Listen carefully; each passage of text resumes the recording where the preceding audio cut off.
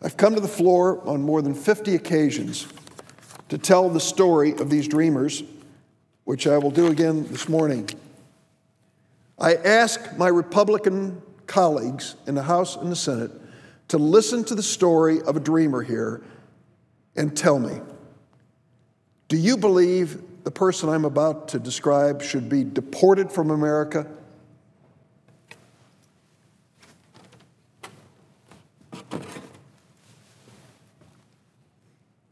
His name is Pablo da Silva.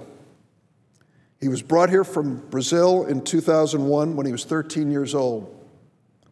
Pablo grew up in New Jersey. Here's what he said about his childhood. The same as every other kid growing up in the U.S., I attended middle school, pledged allegiance to the American flag, and sang the national anthem. As I grew older, I came to understand that one thing about me differed from my classmates. I was undocumented.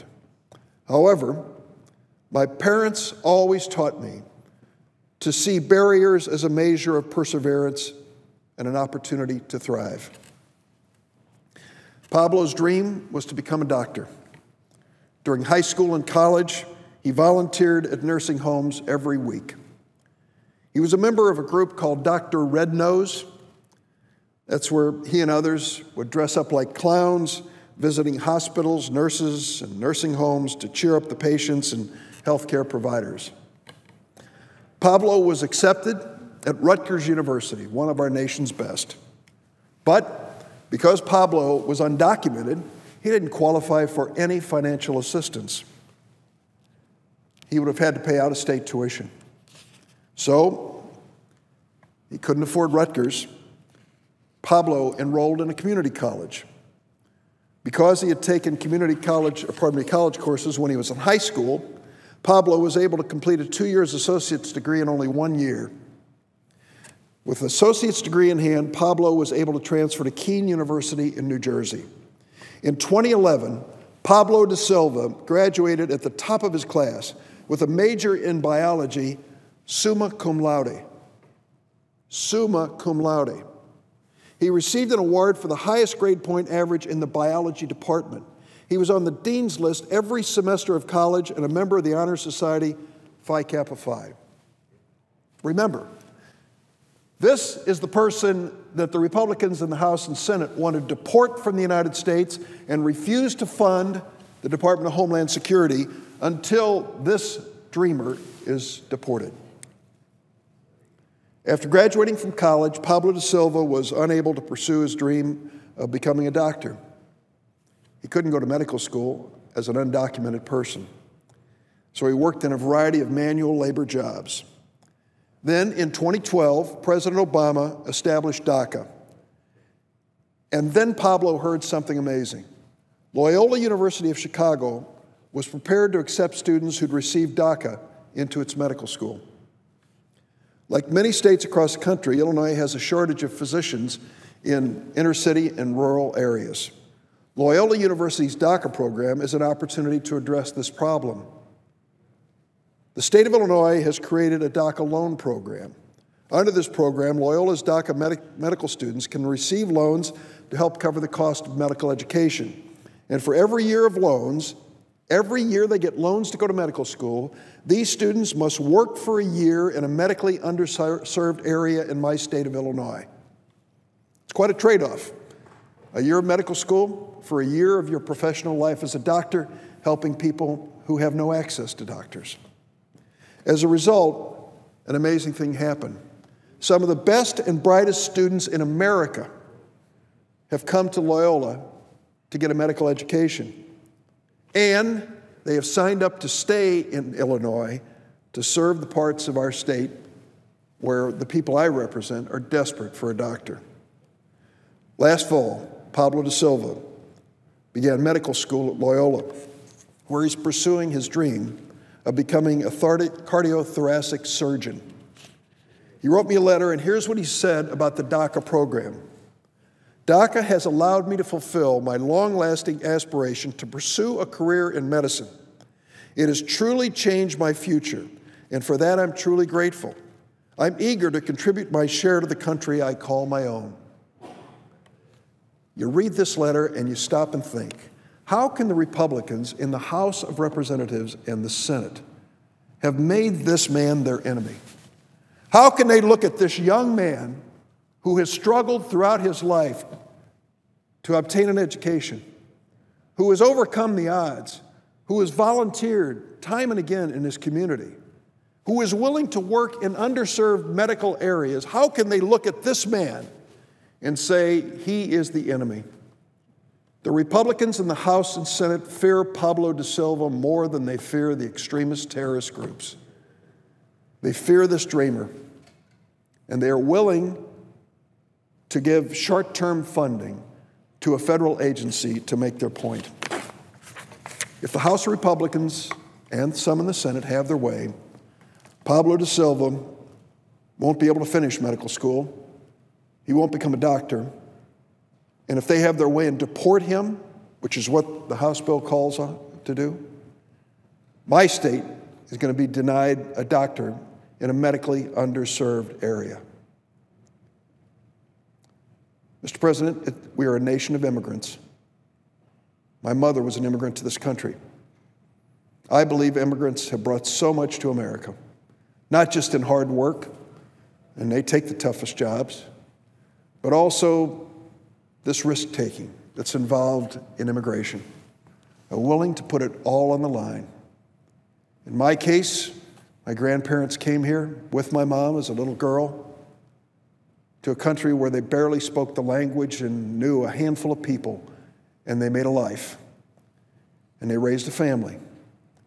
And I was lucky to be part of it, and I'm honored to stand on the floor of the Senate today. That's my story, that's my family's story, and that's America's story. And that's the story of Pablo da Silva. Why are the Republicans at war with this young man?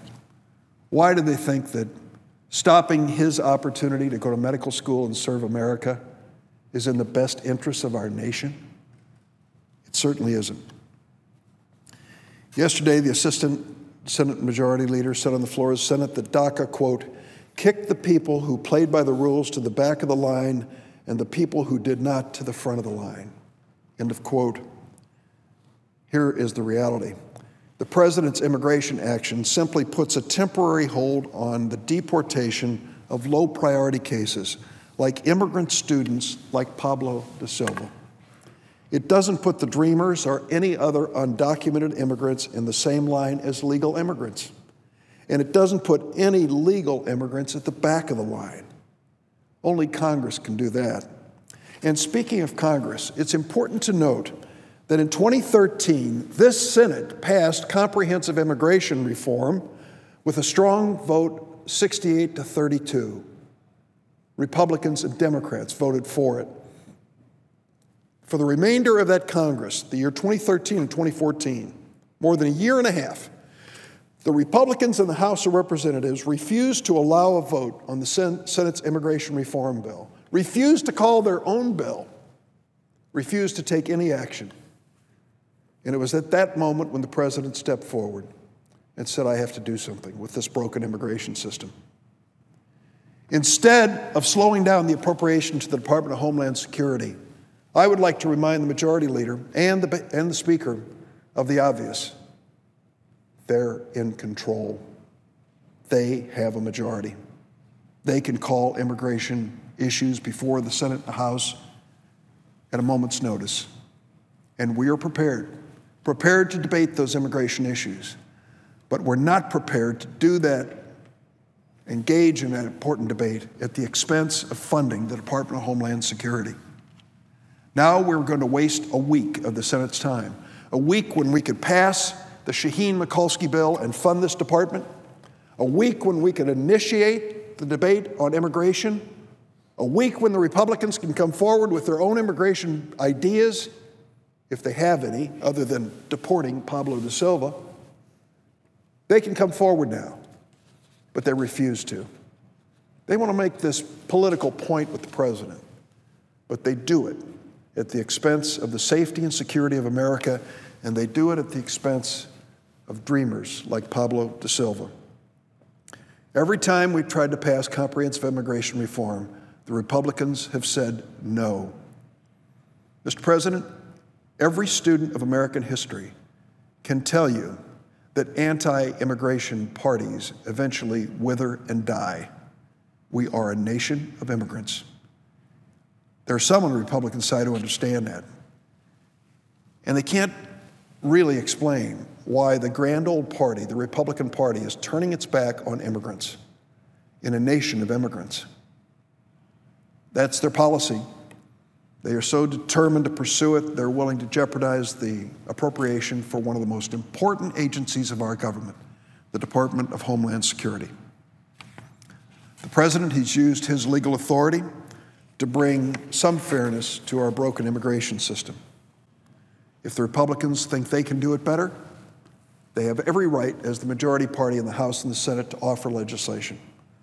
But with the Homeland Security Department facing a shutdown in just 3 weeks, we don't have time for these symbolic votes on the House bill on the floor.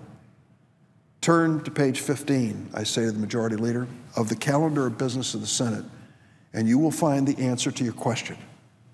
You will find the way to fund the Department of Homeland Security in a responsible way.